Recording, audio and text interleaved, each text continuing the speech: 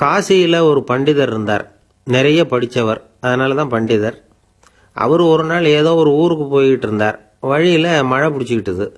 சரி, மழை நிற்கிற வரைக்கும் பக்கத்தில் எங்கேயாவது ஒதுங்கி இருந்துட்டு புறப்படுவோம் அப்படின்னு நினைச்சார். பார்த்தார், அங்கே ஒரு வீடு இருந்தது. அந்த வீட்டு திண்ணையில் போய் உட்காந்துக்கிட்டார். அந்த வீட்டு மாடியில் ஒரு அம்மா குடியிருந்தாங்க. அந்த சமயத்தில் தெருவில் சில பேர் ஒரு இறந்தவர் உடம்பை தூக்கிட்டு போய்கிட்டு இருக்கிறாங்க.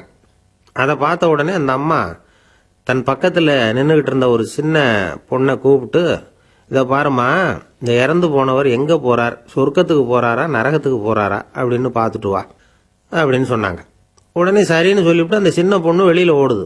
கொஞ்ச நேரத்தில் திரும்பி வந்தது. இப்போ தூக்கிட்டு போனாங்களே, அவர் சொர்க்கத்துக்கு போகிறார் அப்படின்னு சொல்லிச்சு. கொஞ்ச நேரம் ஆச்சு, மழை ஓயல. பண்டிதர் இன்னமும் அந்த திண்ணையில் தான் உட்காந்துருக்கிறார். இந்த சமயத்தில் இன்னொரு ஒருத்தரை தூக்கிட்டு போகிறாங்க சுடுகாட்டுக்கு. மாடியில் இருந்த அந்த அம்மா மறுபடியும் அந்த சின்ன பொண்ணை கூப்பிட்டுது, இதை பாருமா, இப்போ தூக்கிட்டு போகிறாங்களே, இவர் எங்கே போகிறார் அதையும் விசாரிச்சுட்டு வா அப்படின்னாங்க. இப்போ அந்த சின்ன பொண்ணு மறுபடியும் வெளியில் ஓடிச்சு. கொஞ்ச நேரம் கழித்து திரும்பி வந்தது. இவர் நரகத்துக்கு போகிறார் அப்படின்னு சொல்லிச்சு.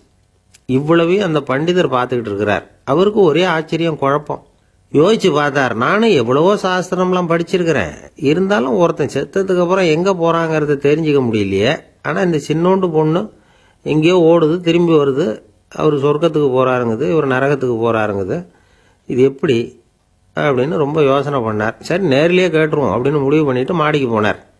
அந்த அம்மா அவரை வரவேற்று என்ன வேணும்னு கேட்குறாங்க. ஒருத்தர் சொர்க்கத்துக்கு போகிறாரா நரகத்துக்கு போகிறாரா அப்படிங்கிறத அந்த சின்ன பொண்ணு எப்படி கண்டுபிடிக்குது அப்படின்னு கேட்டார். உடனே அந்த சிறுமியை அவர் முன்னாடி கூப்பிட்டு நிற்க சொல்லிச்சு. அந்த சின்ன பொண்ணே விவரம் சொல்ல ஆரம்பிச்சுட்டுது. அதாவதுங்க, முதல்ல ஒருத்தரை தூக்கிட்டு போனாங்களே, அவர் வாழ்ந்த இடம் எதுன்னு விசாரிச்சுக்கிட்டு போனேன். அங்கே போனால் அங்கே எல்லாரும் அழுதுகிட்டு இருந்தாங்க. மகாராசம் போயிட்டாரு, எவ்வளோ நல்ல காரியம்லாம் பண்ணார், தான தர்மங்கள்லாம் பண்ணார், அடுத்தவங்களுக்கு உதவியாக இருந்தார், அவர் போயிட்டாரேன்னு சொல்லி எல்லாரும் அழுதுகிட்டு இருந்தாங்க. அதனால் அவர் சொர்க்கம் போகிறாருன்னு முடிவு பண்ணிட்டேன். ரெண்டாவதாக ஒருத்தரை தூக்கிட்டு போனாங்களே, அவர் வீட்டையும் தேடிட்டு போனேன். அங்கே எல்லாரும் சந்தோஷமாக இருந்தாங்க. அயோக்கியம் தொலைஞ்சான், எவ்வளவு அக்கிரமம் பண்ணிகிட்டு இருந்தான், இனிமேல் நமக்கு கவலை இல்லைன்னு சொல்லி எல்லாரும் சந்தோஷப்பட்டுக்கிட்டு இருந்தாங்க. அதனால் அந்த ஆள் நரகத்துக்கு போகிறார் அப்படின்னு முடிவு பண்ணேன் அப்படின்னுது அந்த பொண்ணு. இதை கேட்டதுக்கு அப்புறம் தான் அந்த பண்டிதருக்கு தான் படித்த ஒரு விஷயம் ஞாபகத்துக்கு வந்துதான். அதாவது, நல்ல காரியங்கள் செய்கிறவர்கள் நல்ல கதி அடைகிறார்கள், கெட்ட காரியங்கள் செய்கிறவர்கள் கெட்ட கதி அடைகிறார்கள் அப்படின்னு அவர் சாஸ்திரத்தில் படித்ததுக்கு இப்போ தான் அவருக்கு விளக்கம் கிடைச்சிது. எவ்வளவு படித்து என்ன பிரயோஜனம், படித்தது ஞாபகத்துக்கு வர்றதுக்கே ஒரு சின்ன பொண்ணோட உதவி தேவைப்படுறது மாதிரி ஆயிட்டுதே.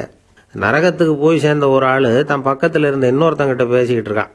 நான் இறந்து போனப்போ கூட எங்கள் ஊரில் பல பேர் கூடி நின்று அழுதாங்க,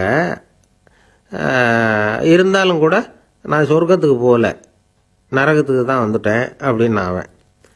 பக்கத்தில் இருந்தவங்க கேட்டிருக்கான், எப்படின்னு. அழுதவங்க அத்தனை பேரும் எனக்கு கடன் கொடுத்தவங்க அப்படின்னு நானா இவன்.